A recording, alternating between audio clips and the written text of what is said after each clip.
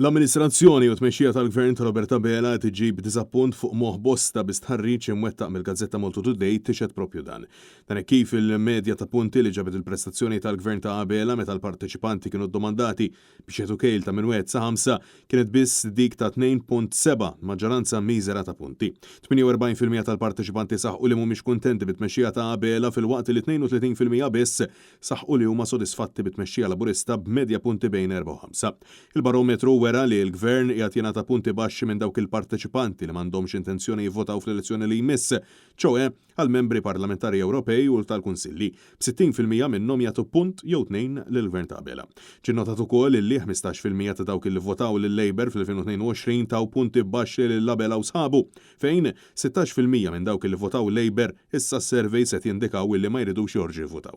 Dan fil-waqt li jidher li l-Gvern ta' Bela mhux popolari maż-żgħażagħ u minn dawk il-parteċipanti li huma residenti fit-Tramuntana ta' Malta bl-inqas sostenn huwa fil-Gżira Awċija.